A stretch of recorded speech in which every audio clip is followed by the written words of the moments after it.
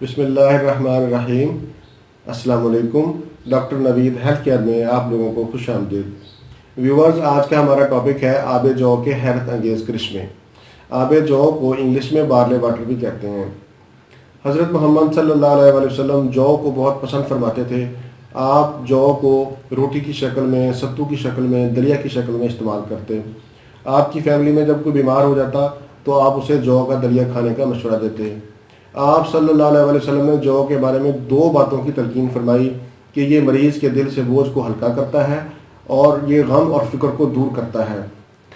जौ की अफादियत का अंदाज़ा आप इस बात से लगाएं कि जब पहली वही आप सल्लल्लाहु अलैहि वसल्लम पर नाजिल हुई तो हज़रत जिब्राईल अलैहिस्सलाम और हज़रत मोहम्मद सल्लल्लाहु अलैहि वसल्लम के अलावा जो तीसरी चीज़ वहाँ पर मौजूद थी वो जौ थे।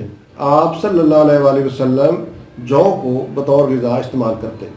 जदीद तहकीक के मुताबिक जौ के अंदर calcium, magnesium, selenium, phosphorus, zinc, iron, copper, amino acids और बहुत से एंटीऑक्सीडेंट पाए जाते हैं। ये 100 से ज़ायद बीमारियों में मुफीद है। मैं चंद एक का मुख्तसर जिक्र करूँगा, फिर उसके बाद मैं आपको आबे जौ बनाने का तरीका बताऊँगा। पहले नंबर पर मैदा का अल्सर और आंतड़ियों की सोजिश में आप सुबह का नाश्ता जौ के दलिए से करें। ये अमल आप 2 से 3 माह करें। इंशाअल्लाह इसके रेगुलर इस्तेमाल से आपके मैदे का अल्सर और आंतड़ियों की सोजिश बिल्कुल ठीक हो जाएगी। इसके अलावा कब्ज़ का बेहतरीन इलाज है। इसमें फ़ाइबर बहुत ज़्यादा पाया जाता है।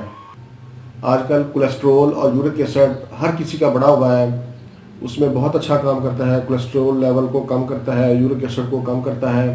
मोटापे का शिकार अफराद इसको इस्तेमाल कर सकते हैं। जिनकी हड्डियां कमज़ोर हैं, बच्चों की हड्डियां कमज़ोर हैं या जो बड़ी एज के लोग हैं उनमें ऑस्टियोपोरोसिस का अमल शुरू हो जाता है, वो इसको इस्तेमाल कर सकते हैं। जिगर की सोजश, पित्ता की सोजश, पित्ता में पथरी का बनना, गुर्दा में पथरी का बनना, गुर्दे की सोजश, गुर्दे में पीप का आना, खून का आना, उसमें आप आबे जौ का इस्तेमाल करें, बहुत अच्छा रिज़ल्ट मिलेगा आपको। इसके अलावा हमल के दौरान औरतों में वीकनेस बहुत ज़्यादा हो जाती है, उनको वॉमिटिंग शुरू होती है, उनके पाँव के ऊपर अक्सर सोजश आ जाती है, तो उसके लिए आबे जौ बेहतरीन टॉनिक है। बीमारियों की एक लंबी लिस्ट है, मैं सबको डिटेल से यहाँ बयान नहीं कर सकता। आपके ज़हन में कोई भी सवाल हो तो आप कमेंट्स में पूछ सकते हैं। अब मैं आपको इसके बनाने का तरीका बताता हूँ। 1 कप जौ, 5 कप पानी, उसको चूल्हे के ऊपर रखकर बॉयल करें और ऊपर से झाग उतारते जाएं।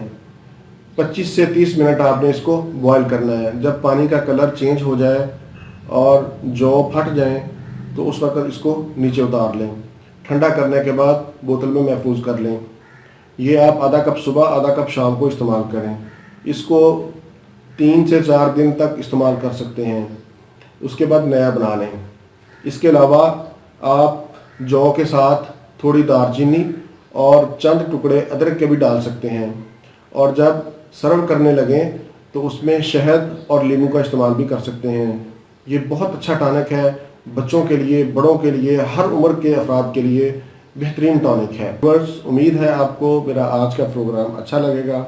इसको ज़रूर शेयर करें और मेरा चैनल सब्सक्राइब करें। इसी के साथ ही मुझे इजाज़त दीजिए। दोबारा किसी नए टॉपिक के साथ आपकी खिदमत में फिर हाज़िर होऊंगा। तब तक के लिए इजाज़त। अल्लाह हाफिज़ वस्सलाम।